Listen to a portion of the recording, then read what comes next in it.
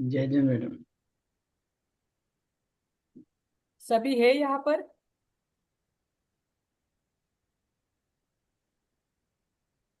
नहीं, अभी तो तीन लोग हैं बस। जी। तीन ही लोग ज्वाइन किए हैं अभी। हाँ अभी। पर जो तीन आए हैं उनका नुकसान तो हम नहीं कर सकते। हमें तो अपनी पढ़ाई करनी हम्म। है ना।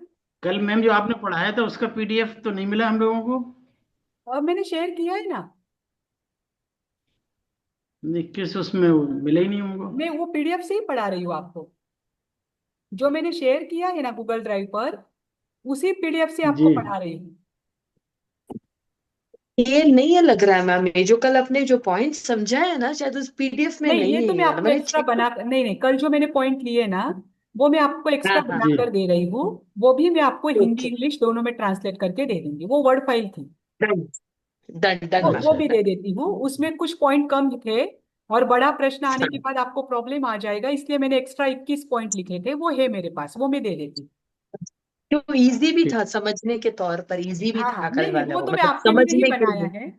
वो आपके लिए हाँ। ही बनाया है, बस उसमें थोड़ा सा और ऐड करते जाना है, इसीलिए रुकी। ओके। ठीक, ओके। एक्स्ट्रा मिले तो। हाँ अभी देखो। कार्बन, मुझे पहले प्रश्न के उत्तर दीजिए। कार्बन वर्गना के जो पुद्गल है और कर्म है, इनमें क्या अंतर है? फिर से बताइए मैडम, फिर से बोलिए। कार्बन वर्गना के पुद्गल और कर्म, इनमें क्या अंतर है? हम्म। बताएं कार्बन मैडम। कार्बन वर्ग, वर्गना के जो पुद्गल कार्बन है, मतलब वर्ग वो कार्बन वर्गना उत्पन्न। है। तो अच्छा। कार्बन वर्गना में और कर्म में क्या अंतर है?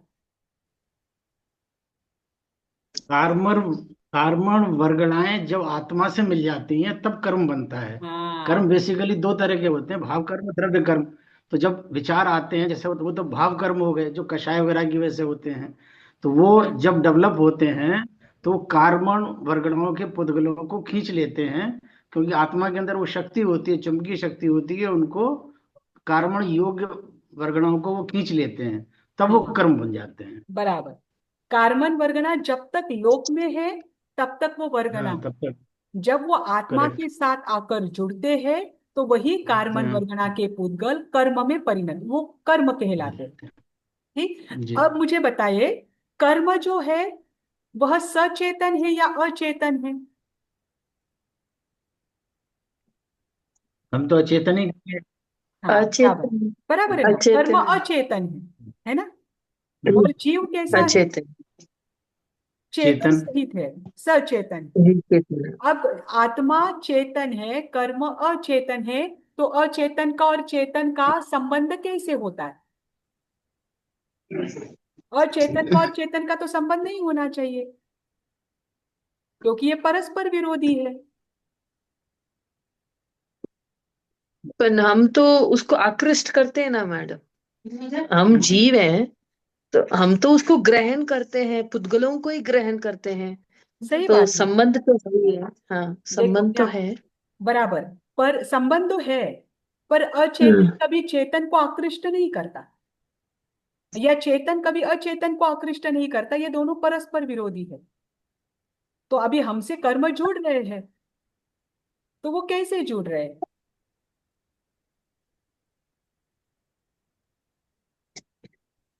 बंध रहे हैं ना मैडम, जुड़ बंध रहे रहे हैं हैं ना, मतलब हम तो निरंतर सात बंध कर्मों का तो बंद कर ही रहे, रहे हैं। बस एक आयु कर ही कर्म रहे हैं। का एक ही बार करते हैं, बाकी साथी हाँ कर्मों का तो हम हाँ। निरंतर कर्म बंद करते हैं। है ना। अपने प्रवृत्ति के द्वारा प्रवृत्ति करते हैं ना मैडम हम, बराबर या है। तो शुभ या बराबर है। अशुभ, प्रवृत्ति कोई भी आप किसके प्रवृत्ति आधार, करेंगे। बराबर है, प्रवृत्ति आप किसके आधार पर करते हो? आपकी प्रवृत्ति करने की इच्छा किसके कारण होती? ये बराबर है। देखो, आधार क्या है? मैं कुछ सोच रही हूँ, मेरे मन में अशुभ विचार है, तो मेरी मन की अशुभ प्रवृत्ति चल रही है ना। उसके आधार पर अशुभ कर्म आकर मुझसे बंध रहे हैं। बराबर। इस बात को आपने स्वीकार किया। अशुभ प्रवृत्ति मेरे मन में चल रही है, वो किसके आधार पर चल रही है? आत्मा को तो ये कषायों के आधार भावों के आधार पर, भाव। कषायों के आधार पर। बराबर। भावों के आधार पर या कषायों के आधार? कषाय किसके आधार हाँ। से चल रहे हैं? कामनाओं के आधार पर। हाँ बराबर, ये भी है। पर ये कामनाएं किसके आधार पर है? देखो, मैं राग आपको द्वेष सिंपल एक बात योग। बताती हूँ। केवली है, केवली के मन में अशुभ भाव आएंगे क्या? नहीं आएंगे। नहीं शुभ भाव भी आएंगे क्या? आएंगे, शुभ नहीं, भाव तो उनके शुद्ध आएंगे। भाव रहेंगे, है ना? हम्म। उनके भाव शुद्ध रहेंगे। केवली है, केवली की जो प्रवृत्तियां है या मन के विचार है, उनके मन से कर्म बंधते हैं क्या? नहीं। नहीं, हम्म, केवली के मात्र एक ही सातावेनीय कर्म का बंध होता है, वो भी काया के हम्म। बंध होता है, गमनागमन के। हम्म, बराबर। तो केवली की मन की प्रवृत्तियां नहीं चल रही है, और आपके मन की प्रवृत्तियां, मेरे मन की प्रवृत्तियां चल रही है। ये किसके आधार, कौन से इसके बेस के आधार पर हम बता रहे हैं? इंद्रियां, हमारी इंद्रियां की, इंद्रियों के आधार पर। कर्म के आधार पर। देखो ध्यान रखो, मैं आपको बताती हूँ। चेतन और हम्म, अचेतन का संबंध नहीं होता, बराबर है ये बात। कभी चेतन के हाँ। साथ अचेतन का संबंध नहीं होता है। पर फिर भी हमारे साथ कर्म का संबंध हो रहा है, क्योंकि हम कर्म से बंधे हुए हैं। ध्यान रखना, अनादि काल से जीव कर्म से युक्त है, और उस कर्म के आधार पर हमारे भाव वैसे बनते हैं। जैसे मोहनीय कर्म का उदय होने पर मेरे भावों में राग द्वेष आएगा, उस राग द्वेष के आधार पर मैं नए कर्मों का बंध करूं, है ना? ये हम्म, बात मैंने आपको हम्म, क्यों बताई, आपको मैं बताती हूँ। जब कभी जीव पूर्णतः कर्म से रहित हो जाता है, जैसे कि सिद्ध अवस्था, सिद्ध हम्म, अवस्था में आत्मा पूर्णतः कर्म से रहित हो चुका है। उसके पास नए कर्म अब क्यों नहीं आ सकते? क्योंकि उसकी आत्मा से कोई कर्म जुड़ा हुआ नहीं। हम्म, इसीलिए जैन दर्शन कहता है कि एक बार अगर कोई आत्मा कर्म से रहित हो जाए, तो वो पुनः संसार में नहीं आ सकती। क्योंकि संसार में आने के लिए या वापस कर्मों से जुड़ने के लिए उसके पास कर्म होना जरूरी है। हम्म, कर्म ही कर्म को खींचता है, ध्यान रखना। हम ऑलरेडी कर्म वर्गना के पुद्गलों से जुड़े हुए हैं, उसके फलरूप हमारे परिणाम वैसे हो रहे हैं। उसके फलरूप जो परिणाम हो रहे हैं, उसके आधार पर हम नए कर्मों को और जोड़ रहे हैं, है ना? तो अनादि काल हम्म, से जीव कर्म से बद्ध है, और कर्म के कारण ही हम नए कर्म को जोड़ते हैं। जैसे ही हमारे कर्म छूट जाएंगे, हम पूरी तरह से कर्म से रहित होंगे, तो ये कार्बन वर्गना के पुद्गल हमें आकृष्ट नहीं कर पाए। तभी हमारी अवस्था सिद्ध कहलाएगी। इसलिए एक बार सिद्ध अवस्था को प्राप्त करने के बाद कभी जन्म मरण नहीं है। जैसे दूसरे जन्म जी में मैडम, दूसरे हमारी हमारी हमारी आत्मा में जो कर्म बंधे हुए हैं, उसी की वजह से कर्म उसी की परमाणु आ वजह रहे से हैं। हमारे परिणाम वैसे हो रहे हैं। इसका परिणाम वैसे मतलब हो ये रहे हो हैं, गया। वो परिणाम। नहीं, लेकिन आत्मा खींच रही है, या वो जो कर्म बंधे हुए हैं हमारे ये आत्मा आत्मा में, से वो आकर वो खींच। चिपक रहे हैं। देखो, इसे लेकर ना दो धारणाएं चलती है। मैं बताती हूँ कि आत्मा के साथ आकर कर्म जुड़ते हैं, दूध पानी की तरह उनका एकाकार संबंध हो जाता है। पर फिर जी। भी दूध से पानी को दूर किया जा सकता है। वैसे ही हम्म, आत्मा के साथ कर्म बंधते हैं, तो उसे लेकर बताया जाता है कि उनका जो संबंध है वो तदाकार हो जाता है, वो पूरी तरह से आत्मा में आकृष्ट नहीं होता है। मतलब आत्मा का सच्चा स्वरूप वैसा कि वैसा रहता है, उसको वो स्पर्श करते हैं, कर्म। हम्म। जैसे आवरण पड़। किसी ने तेल हम्म। लगा दिया है शरीर को, है ना? हम्म। शरीर को तेल से मालिश की हुई है, और वह अगर धूली में लौटता है, तो धूली उसको चिपकेगी, हम्म। और उसे साफ किया तो धूली निकल जाएगी। धूली का और हम्म। उस शरीर का कोई संबंध नहीं होता अगर तेल बीच में ना होता, है ना? वो ठीक है। धूली अगर उस शरीर को चिपक भी जाती तो भी अल्प समय में निकल जाती। वैसा ही आत्मा है, आत्मा के बीच में निमित्त के लिए और जोड़ने के लिए कर्म है, और उसके कारण और नए कर्म आ रहे। मतलब उस कर्म के कारण राग द्वेष के परिणाम बदल जाते हैं, आत्मा के परिणाम अशुभ हो जाते हैं या शुभ होते हैं, और उसी के परिणाम स्वरूप हम नए कर्मों को और आकृष्ट करें। पर जब ये बीच का जो निमित्त है, यही नहीं रहेगा, ये छूट जाएगा, तो वे कार्बन वर्गना के पुद्गल कभी भी आत्मा के आकर साथ आकर स्पर्श नहीं करेंगे, है ना? ठीक बात। इसीलिए जो बताया जाता है ना, अवतारवाद, अवतार लिया, मुक्त हो गए, पुनः अवतार लिया, ये जैन दर्शन नहीं मानता। एक बार सिद्ध बन चुके तो बंद है। ठीक। अब मुझे बताओ, आत्मा कितनी प्रदेशी है? कितने प्रदेशों से युक्त है आत्मा? अनंत प्रदेशी है। ओहो। अब क्या? असंख्य प्रदेशी, आत्मा असंख्य प्रदेश। असंख्यात प्रदेशी होती है। एक आत्मा असंख्यात प्रदेशी होती है, ध्यान रखना। हम्म, और जो आत्मा असंख्यात है। के साथ कर्म जुड़ रहे हैं, वो कर्म हम्म। कितने होते हैं? मतलब संख्यात पुद्गल होते हैं, कार्बन वर्गना के पुद्गल संख्यात होते हैं, असंख्यात होते हैं, अनंत होते हैं, या अनंतानंत होते हैं? जी ये जितेंद्र जी, पुद्गल आपने तो कुछ कहा? परम जीवन। हाँ हाँ। कार्बन पुद्गल तो मैडम वर्गना के संख्यात भी पुद्गल जो, क्या? बोलिए बोलिए ये अनिल जी। तो संख्यात भी हो सकते हैं। ये संख्यात भी हो सकते हैं, असंख्यात भी हो सकते हैं और अनंत भी हो सकते हैं, क्योंकि पुद्गल की परिभाषा में दिया हुआ है कि तीनों प्रदेशी है ये। नहीं, कार्बन वर्गना के पुद्गल जब आत्मा से जुड़ते हैं तो वो अनंतानंत ही होते हैं। संख्यात असंख्यात हम्म। और अनंत कभी नहीं जुड़ते। जो स्कंध उनके जुड़ते हैं वो स्कंध अनंतानंत पुद्गलों का होता है। वही कर्म रूप में बदलते हैं और वही आत्मा से आकर जुड़ते हैं। संख्यात असंख्यात। मतलब कर्म का कह रहे हैं, कर्म का अनंत अनंत पुद्गल होते हैं। कार्बन वर्गना के जो पुद्गल है ना, जो स्कंद अच्छा, के रूप में वो होते हैं, अनंत अनंत होते वो हैं, ओके। अनंतानंत ही रहेगा। वो स्कंद अनंतानंत पुद्गलों का ही, और वही आकर आत्मा से जुड़ेगी। ओके। ठीक। ये तो पता है कर्म द्रव्य है, और कौन से द्रव्य के अंतर्गत आते हैं? क्या? कर्म कौन से द्रव्य के अंतर्गत आते हैं? अजीब द्रव्य ना मैम। अजीव द्रव्य और कर्म पुद्गलास्तिकाए, पुद्गल द्रव्य के अंतर्गत आते हैं ना, हाँ, 6 द्रव्य। पुद्गल, हाँ हाँ, अजीब पुद्गल। पुद्गल, हाँ। हाँ, पुद्गल के अंतर्गत आते हैं। हम्म, ठीक। अब जैन हाँ। सिद्धांत के कर्म को लेकर जो आपके नोट्स है ना, उस नोट्स के पॉइंट्स में ले रही हूँ। ध्यान रखना कि जैन दर्शन में कर्म सिद्धांत की विलक्षणता देखेंगे, फिर 8 कर्म और उनके बंध के कारण, और 4 प्रकार के बंध, इनको देखेंगे, और फिर हमारा पहला यूनिट पूरा होगा।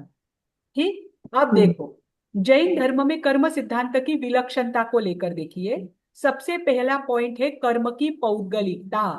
कर्म कैसा है? मूर्त है, पौद्गलिक है। पुद्गल से बना हुआ हम्म, पौद्गलिक। जो पुद्गल रूप होता है वह क्या कहलाता है? पौद्गलिक कहलाता है। तो कर्म कैसे है? पौद्गलिक है। मैं कभी भी कोई भी प्रश्न पूछ सकती हूँ, ध्यान रखना, क्योंकि इस पेपर में आपके एमसीक्यू बहुत बन सकते हैं,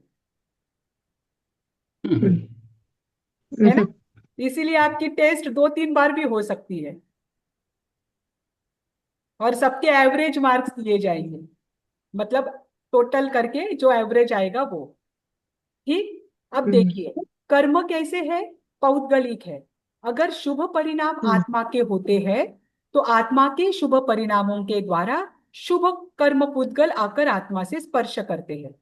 अगर अशुभ परिणाम हम्म, होते हैं तो अशुभ कर्म पुद्गल आकर आत्मा से स्पर्श करते हैं। ठीक।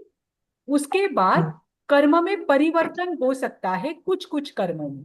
उसे लेकर जैन हम्म, दर्शन क्या बताता है कि कर्म बंध के जो परिणाम है, कोई तीव्र रूप से बंधा हुआ है, कोई मंद रूप से बंधा हुआ है, हम्म, उनके आधार पर जैन दर्शन कर्म के 2 प्रकार भी करता है, एक निकाचित और एक अनिकाचित। अनिकाचित के अंतर्गत बाकी सारे आएंगे, जो निकाचित नहीं है। निकाचित कर्म कौन से होते हैं? जो गाढ़ बंधन से बांधे जाते हैं। जब वो बांधे जाते हैं तो अत्यंत तीव्रता के साथ बांधे जाते हैं, ऐसे कर्म निकाचित होते हैं। और जो गाढ़ रूप से नहीं बांधे जाते, जिसमें अत्यंत तीव्रता मन वचन काया का संपूर्ण रूप से उत्कृष्टता जिनमें नहीं होती है, ऐसे कर्म अनिकाचित होते हैं। और अनिकाचित कर्मों को हम तपश्चरण आदि के द्वारा उदीर्णा करके भी भोग सकते हैं। ठीक।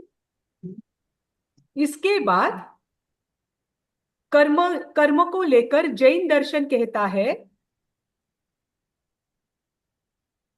अपूर्व एवं विलक्षण सिद्धांत। देखिए, मीमांसा कर्म को अपूर्व कहता है ना? मीमांसक दृष्टि क्या है? मीमांसा में क्या बताया है? कर्म किसे बताया है? यज्ञ आदि को बताया है। हाँ। उनकी दृष्टि के साथ यहाँ पर तुलना की है कि मीमांसक दृष्टि कर्म का अत्यंत स्थूल रूप से वर्णन करती है। वो मात्र जो बाहरी क्रियाएं हैं उनको ही वो क्या करती है? कर्म दिखाती है। लेकिन जैन दर्शन जो है, जैन दर्शन क्या करता है? जो हमारे आत्मा के परिणाम है, मन वचन काया की प्रवृत्ति है, हमारा प्रमाद, हमारा योग, उसके आधार पर कर्म बताता है। लेकिन उसी के साथ मात्र कर्म का बंध हुआ ऐसा नहीं बताता है। कर्म का स्वभाव बताता है, कर्म का रसघात बताता है, उसके कितने प्रदेश है, कितनी संख्या में वो बंधा हुआ है, ये सब बताता है। इस कारण से जैन सिद्धांत कर्म का जितना सूक्ष्म विवेचन करता है उतना अन्य कोई नहीं करता।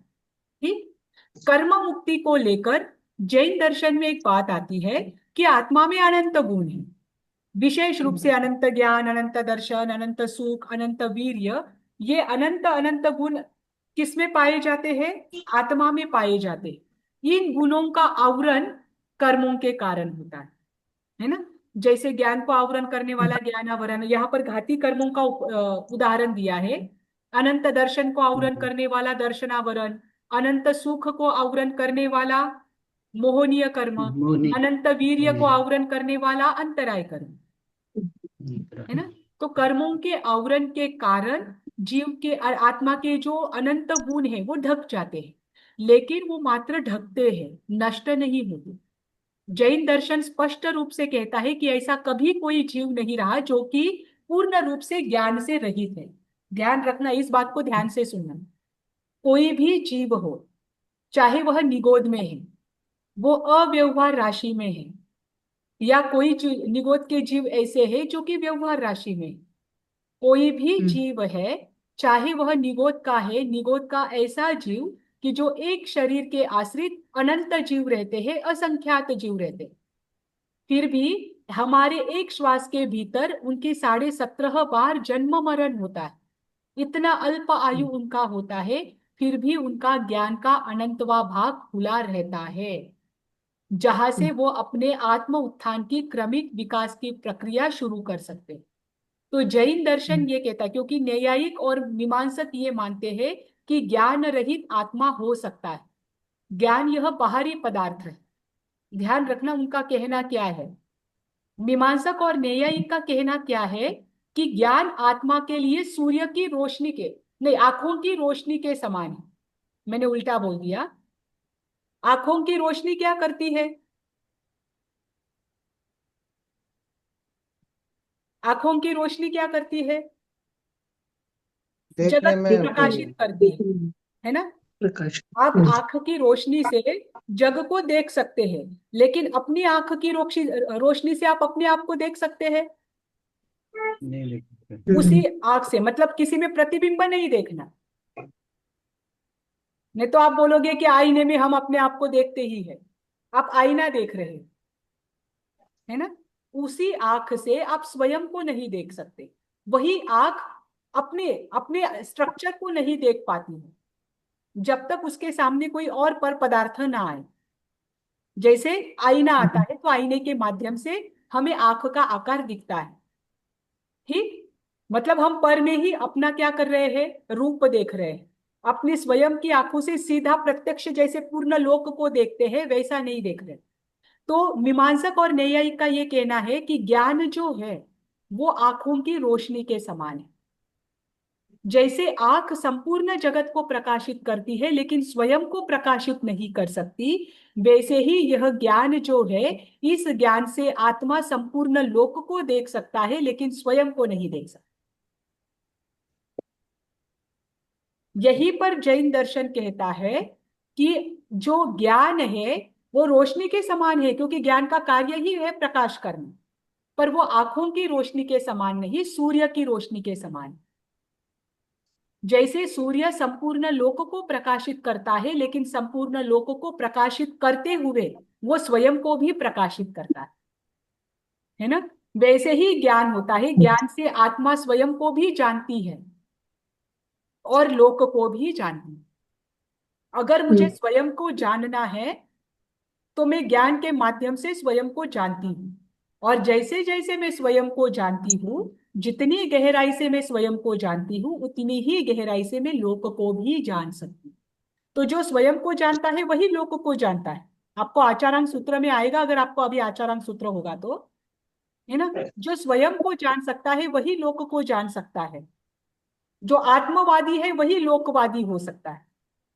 बस जैन दर्शन यही कहता है कि ज्ञान जो है, ये कभी ज्ञान, आत्मा कभी ज्ञान से रहित नहीं होती, और ऐसा कभी नहीं होता कि ज्ञान का प्रकाश किसी आत्मा का ना हो, या ज्ञान का प्रकाश आत्मा को प्रकाशित ना करे। चाहे वह निगोद में रहे, लेकिन उसका ज्ञान का अनंतवा भाग खुला रहता ही है, और वही से, उसी अनंतवे भाग से जीव अपना क्या कर सकता है, विकास कर उद्धार सकता कर है। सकते। ठीक। पर यहाँ पर ज्ञान कर्म से आवृत्त होने के बाद भी, आत्मा अगर कर्म से आवृत्त है, तो ऐसा भी क्षण उस जीवन के जीव के जीवन में आ सकता है कि तब वह कर्मों का क्षय करके मोक्ष को प्राप्त करे। मतलब कर्मों का आवरण है, तो इस कर्म के आवरण को पूर्ण रूप से हटाया भी जा सकता है। और जब कर्म का आवरण पूर्ण रूप से आत्मा से दूर होता है, तब वही क्या कहलाता है, मोक्ष कहलाता है ना। कर्म का आत्मा के साथ संबंध कैसा है, दो प्रकार का है, अनादि शांत, अनादि अनंत।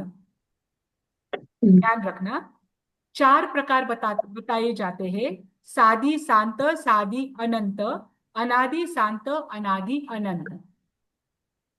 सादि का अर्थ होता है जो आदि सहित है, जिसकी कहीं ना कहीं शुरुआत है। और शांत का अर्थ होता है जिसका कहीं ना कहीं अंत है। अंत है। कर्म का आत्मा के साथ संबंध सादि शांत नहीं है, क्योंकि कर्म की कोई आदि नहीं है ना। और कर्म का आत्मा के साथ संबंध सादि अनंत भी नहीं है, क्योंकि यहां पर भी आदि शब्द आता है। कर्म की और आत्मा के संबंध की कोई आदि नहीं है, कोई शुरुआत नहीं है, इसलिए पहले दो छूट गए। बचे कौन से दो, अनादि शांत और अनादि अनंत। अब अनादि शांत का अर्थ क्या होता है, अनादि से है पर अंत हो सकता है। हाँ, ये किसका होता है, जीव का मोक्ष जाने सिद्ध गति है। हाँ, मतलब भवी जीवों का होता है या अभवी जीवों का, कर्म के साथ ये संबंध। वही जीवों का ही होता है। हाँ, भवी जीवों का कर्मों के साथ संबंध कैसा है, अनादि शांत। अनादि काल से है, लेकिन इसका कहीं ना कहीं अंत है ना। और दूसरा है अनादि अनंत। अनादि अनंत का अर्थ क्या होता है, शुरू से अनादि चला अनादि आ से से अनंत अनंत समय तक तक रहेगा। रहेगा। हाँ, अनादि काल से है और अभवी की अनंत काल अपेक्षा, तक रहेगा। और ये कौन सी अभवी की जीवों का होता, अपेक्षा बोल सकते, जी, अभवी की अपेक्षा, अभवी। अभवी की अभवी अपेक्षा। जीवों का कर्मों के साथ संबंध अनादि अनंत है ना। अब ये हम्म। कर्म जो है, कर्म के साथ आत्मा के, कर्म का आत्मा के साथ अनादि काल से संबंध है, लेकिन इसका कहीं ना कहीं अंत हो सकता है भवी जीवों का, है ना। भवी जीव अनंतानंत है, और अभवी जीव अनंत है, ध्यान रखना। तो जो भवी जीव है, उनका तो अंत हो सकता है, तो उनके अंत के दो उपाय बताए गए। उनका अंत एक तो संवर से हो सकता है, और निर्जरा से हो सकता है। मोक्ष प्राप्ति के या कर्मों के अंत के दो उपाय है। दो उपाय कौन से हैं, एक तो दोनों भी उपाय जरूरी है। संवर द्वारा नए कर्मों का निरोध करना, और निर्जरा द्वारा जो पूर्व संचित कर्म है उनका क्षय करना। जैसे नौका का उदाहरण दिया जाता है संवर और निर्जरा के लिए, क्या उदाहरण दिया जाता है वो, कोई बता सकता है। नौका का उदाहरण अगर दिया किसी जाता है, नाव हाँ बताइए बताइए अनिल जी। किसी नाव में छेद हो गया, तो वो जो आ रहा है, तो उसको रोकने को हम संवर कहेंगे। सबसे पहले हम ये, अगर पानी आता रहेगा, अगर हम छेद बंद नहीं करेंगे, तो हमारी ड्यूटी है कि हम पहले छेद बंद करें तब पानी निकालें। तो पहले प्रोसेस को संवर कहेंगे, और जो पानी निकालने की क्रिया को निर्जरा करेंगे। बराबर। मतलब अभी मुझे बताइए कि मात्र छेद बुझा दिया, बट मात्र आपने संवर का अनुसरण कर लिया तो क्या कर्म से आप मुक्त हो पाओगे? नहीं, वो तो नहीं। अरे नाव में तो पानी भरा हुआ है ना। हाँ, और मात्र आप निर्जरा करते रहो तो? ये तो पानी आता रहेगा अगर संवर नहीं करेंगे तो। है ना? तो दोनों भी मोक्ष के हम्म, उपाय कंपलसरी दोनों जरूरी। है ना? अगर जी। आप निर्जरा कर जी। रहे हो, मतलब आप हम पर भी ये लागू कर सकते हैं। मैं अगर प्रतिदिन कर्मों की निर्जरा करने के लिए 12 प्रकार में से कोई ना कोई तपश्चर्या कर रही हूँ, लेकिन अभी तक हम्म। मैंने अपने जो आश्रव का द्वार है, जो कर्म आने का जो हम्म। रास्ता है, उसे बंद नहीं किया है। मैं ऐसी प्रवृत्तियां हम्म। नहीं कर रही हूँ जिससे कर्मों का आगमन मेरी आत्मा से रुक नहीं रहा है। तो मेरी निर्जरा क्या हो जाएगी? निर्जरा में करती रहूंगी और यहाँ पर नए कर्म बनते रहेंगे। इससे मुझे मोक्ष नहीं मिले, या इससे मैं कर्मों ठीक से बात। रहित नहीं होंगी। कर्मों से रहित होने के लिए संवर भी जरूरी है और निर्जरा भी जरूरी है ना? इसीलिए मोक्ष प्राप्ति के कर्म बंध से रहित होने के दो उपाय है और दोनों के दोनों अनिवार्य है, संवर और निर्जरा। ठीक। अब बंध की प्रक्रिया कैसी होती है वो देखिए। अब हमने उसके उपाय तो देख लिए, अब बंध की प्रक्रिया कैसी होती है। कर्म के पुद्गल आत्मा से आकर किस प्रकार बंधते हैं? आपने उत्तराध्ययन सूत्र में गोष्ठ माहिल निन्नव के बारे में सुना था ना? गोष्ठ माहिल कुछ नामक निन्नव हुआ था, किसी को याद है वो क्या प्रसंग था? नाम सुना मैडम, बट वो पता अरे नहीं, रीजन उत्तराध्ययन पता सूत्र में हमने मतलब जैन कल्चर एंड इथिक्स जो आपका पिछला विषय था, नहीं। उसमें मैंने आपको 7 निन्नव के बारे में बताया था, हाँ। है ना? जिन्होंने उत्सर्ग हाँ। प्ररूपणा की, उत्सर्ग ने उत्सूत्र प्ररूपणा की। आपको याद है उसमें एक नाम गोष्ठ माहिल था। मैंने ये भी बताया था कि इनके ही विचार हमारे भी, देखो उनके विचार अगर आप देखोगे ना तो आपको लगेगा कि हम भी निन्नव के कैटेगरी में आएंगे। छोटे छोटे बातों से लेकर उन्होंने क्या किया है, जिन शासन के विरुद्ध, जिन वचनों के विरुद्ध शब्दों का प्रयोग किया है वो, या फिर उसके उससे अलग जाकर अपने नए सिद्धांत प्रस्थापित किए हैं। लेकिन वे निम्न उनकी बातों को इतना मत क्यों है? क्योंकि उनका 7 7 8 8 9 9 पूर्वों का अभ्यास था।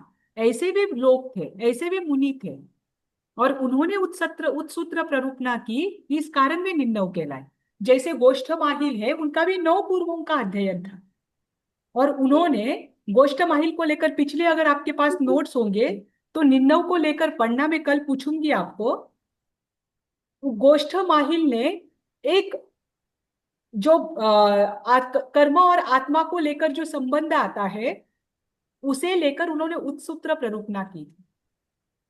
इस कारण से वे निम्नव कहलाए। वो उत्सूत्र प्ररूपणा क्या थी वो आप मुझे कल बताएं। मैम ठीक। वो है क्या हम आत्मा, आत्मा एक प्रदेश, वो चिपकली का एग्जाम्पल दिए थे, वो है क्या हम? जी जी जी, चिपकली का अंतिम कटने के प्रदेश बाद। वाला, अंतिम प्रदेश वाला। हाँ, अंतिम प्रदेश नहीं है तो कुछ भी नहीं है, मतलब कुछ इस तरह से था ना। वो भी था, और स्वरूप जी और क्या है? वो एक्चुअली हम जीव को एक्चुअली एक मानते हैं, पर चिपकली का पूंछ कट कट जाने पर भी वो चिपकली का पूंछ हिलता नहीं, वो रहता तो है, वो ऐसा राशि, कुछ। वो 3 राशि का मत था, रोहलुक गुप्त ने, षडुलुक रोहगुप्त ने दिया था। नहीं, वो नहीं, गोष्ठमाइल का हाँ वो हाँ। था। देखो याद आया क्या आपको कि आत्मा के साथ कर्मों का बंध जो है ना वो बाहर बाहर से होता है। हम्म। आत्मा के जी। साथ कर्मों का जो स्पर्श होता है वो बाहर से होता है, अंदर से नहीं होता। आप वो पढ़ लेना। उन्होंने 9 पूर्वों का अध्ययन करने के बाद कर्म और आत्मा का जो संबंध वहां पर उन्होंने जो सोचा था, जो उसकी उसने प्ररूपणा की थी, उसके कारण वे निम्नव कहलाए। तो आपके पास अगर पिछले नोट्स होंगे तो पिछले नोट्स में वो पढ़कर एक बार मुझे कल बता देना, तो कल हम उस पर डिस्कशन करेंगे कि आत्मा और कर्म का जो बंध की प्रक्रिया है, या बंध जो होता है वो कैसा होता है। ठीक, ध्यान रखना बस। अभी देखिए, बंध की परिभाषा करते हुए जैन सिद्धांत दीपिका में क्या बताया है। कर्म पुद्गला दानम बंध, कर्म पुद्गलों का आत्मा के द्वारा ग्रहण किया जाना बंध कहलाता है। आश्रव और बंध, इन दोनों में अंतर समझिए। आश्रव कर्मों के आगमन का द्वार है, आश्रव से कर्म कर्म जो है वो आत्मा के पास आते हैं, पर आने के बाद आत्मा के साथ जो बंध होता है वह बंध तत्व के कारण है। दोनों में सूक्ष्म भेद है।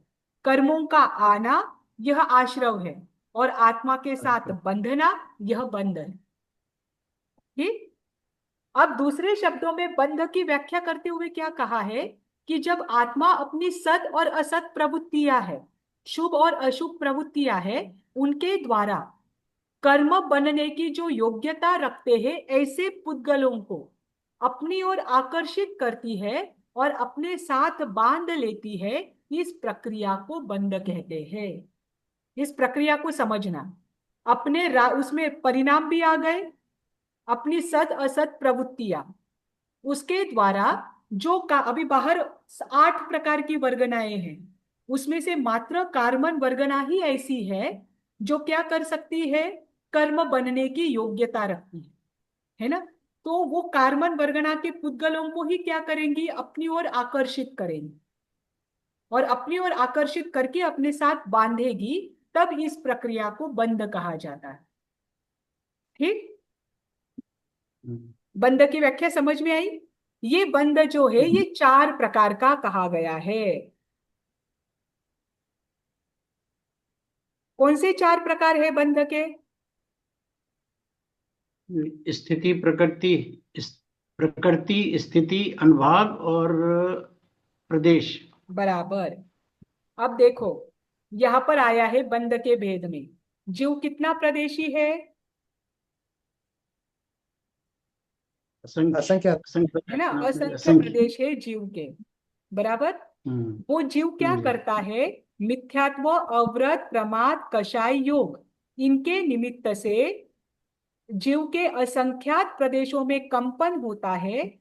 इस कंपन के फलस्वरूप क्या होता है, आत्म प्रदेश जिस क्षेत्र में है उसमें अनंतानंत कर्म वर्गणा के पुद्गल जीव के साथ एक एक प्रदेश के साथ चिपक जाते हैं। ध्यान रखना, गोष्ठमाहिल ने क्या कहा है, आत्मा असंख्यात प्रदेशी है। उन्होंने कल्पना की आत्मा एक अखंड पिंड है। अब जैसे बॉल है, ये बॉल या कुछ भी हो, लोहे का गोला है, लोहे के गोले को बाहर से मिट्टी चिपकना और लोहे के गोले को बार बार उष्ण करके अंदर तक गर्मी जाना, दोनों भी चीजों को ध्यान रखो।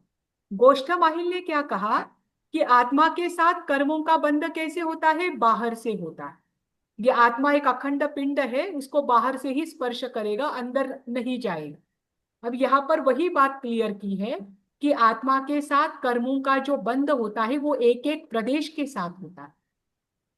जैसे लोहे का गोला, उसको उदाहरण भी दिए है ना, तो आपको कर्म के बंध के उसी के अनुसार दिए कि लोहे का गोला है, लोहे के गोले के अंदर जैसे उसे उष्ण करो तो अग्नि अंदर के कण तक फैलती है, लोहे के गोले के अंदर तक वो अग्नि जाती है। वैसे ही कार्बन वर्गणा के जो पुद्गल है, कर्म जो है वो आत्मा के एक एक प्रदेश को स्पर्श करता है।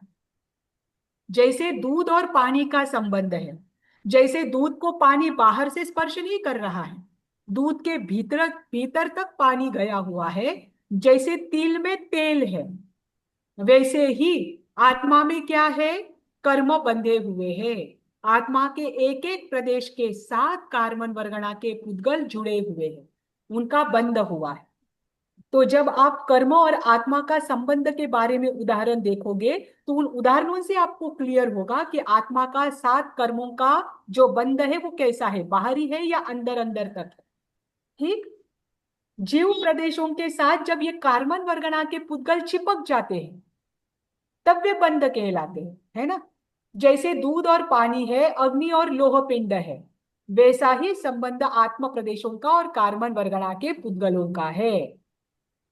अब यहां पर आपको क्लियर किया है कि जीव संख्यात असंख्यात परमाणुओं से बने हुए कर्म पुद्गलों को ग्रहण नहीं करता, वो मात्र अनंतानंत, ये यहां पर दिया है, अनंतानंत जो परमाणु वाले स्कंद है उनको ही ग्रहण करता है। ठीक। ऐसे अनंतानंत कर्म परमाणु वाले जो स्कंद है कार्बन वर्गणा के, उनका बंध आत्मा के साथ 4 प्रकार से होता है। उसमें पहला है प्रकृति बंध। प्रकृति का अर्थ क्या होता है? स्वभाव। नेचर। वाह। हाँ, स्वभाव, है ना। प्रत्येक कर्म का अपना स्वभाव है। प्रत्येक कर्म अपने स्वभाव के अनुसार ही बंधता है और उसके अनुसार ही फल देता है। अगर मैंने आज ज्ञानावर्णीय कर्म का बंध किया है, ज्ञानावर्णीय कर्म का स्वभाव क्या है? ज्ञान पर आवरण लाना। अगर मैं आपको कहूं कि मुझे आप अभी ज्ञान की बहुत जरूरत है, तो मेरा ज्ञानावर्णीय कर्म मोहनीय कर्म में या वेदनीय कर्म में डाइवर्ट हो जाए, हो जाएगा क्या? नहीं होगा। संक्रमण भी आप जब 10 कर्म की 10 अवस्थाएं पढ़ेंगे तब उसमें आएगा। संक्रमण भी उत्तर भेदों में होता है, मुख्य भेदों में नहीं होता। ऐसा नहीं होगा कि ज्ञानावर्णीय कर्म के जो 5 भेद है, उन 5 भेदों का संक्रमण दर्शनावर्णीय कर्म में हो जाए, ऐसा नहीं होता है। मति ज्ञानावर्णीय कर्म जो है वो श्रुत ज्ञानावर्णीय में उसका संक्रमण हो सकता है, लेकिन मति ज्ञानावर्णीय कर्म का दर्शनावर्णीय कर्म में संक्रमण नहीं, क्योंकि प्रत्येक कर्म का अपना स्वभाव है और कर्म अपने स्वभाव के अनुरूप ही क्या करता है? फल देता है। तो प्रकृति बंध क्या करती है कि प्रत्येक कर्म का जैसे आत्मा ने भाव रखे हैं, शुभ हो अशुभ हो, उस प्रवृत्ति के कारण जो कार्बन वर्गणा के पुद्गल है वो आत्मा से जुड़ गए हैं, तो वो अपने स्वभाव के अनुसार ही फल देते हैं। उन प्रत्येक कार्बन वर्गणा के पुद्गलों का अपना स्वभाव होता है, वो स्वभाव प्रकृति बंध कहलाता है। जैसे ज्ञान को रोकने का स्वभाव किसका है? ज्ञानावर्णीय का है। श्रद्धान को रोकने का या आपको देखने में, मुझे देखने में अगर परेशानी हो रही है, तो ये कौन से कर्म के कारण ये स्वभाव किसका है? दर्शनावर्णीय का, है ना। तो प्रत्येक कर्म जो है, वैसे तो अनंत अनंत कर्म मानते हैं हम, लेकिन इन कर्मों को 8 भागों में विभक्त किया है और 8 प्रकार के जो कर्म बताए हैं उन प्रत्येक का अपना अपना स्वभाव। इसमें से निरंतर हम कितने कर्मों का बंध कर रहे हैं? 7 का। हाँ, 7। 7 कर्म का, क्योंकि आयुष्य कर्म का बंध एक ही बार होता है। और ऐसा नहीं है कि अभी मैं इसी 3 आयुष्य का बंध भी कर लूं, अभी मैं उसके अगले आयुष्य का भी बंध कर लूं, ऐसा नहीं हो सकता। आयुष्य कर्म का बंध प्रत्येक जन्म में होता है, उस जन्म में जाकर अगले आयुष्य कर्म का बंध होता है। तो प्रत्येक समय में जीव 7 कर्मों का बंध करता है और प्रत्येक कर्म का अपना स्वभाव है, उसी के अनुसार वह फल देता है। यह है प्रकृति बंध। ठीक। फिर इसके बाद आता है स्थिति बंध। स्थिति बंध यानी स्थिति का अर्थ क्या होता है?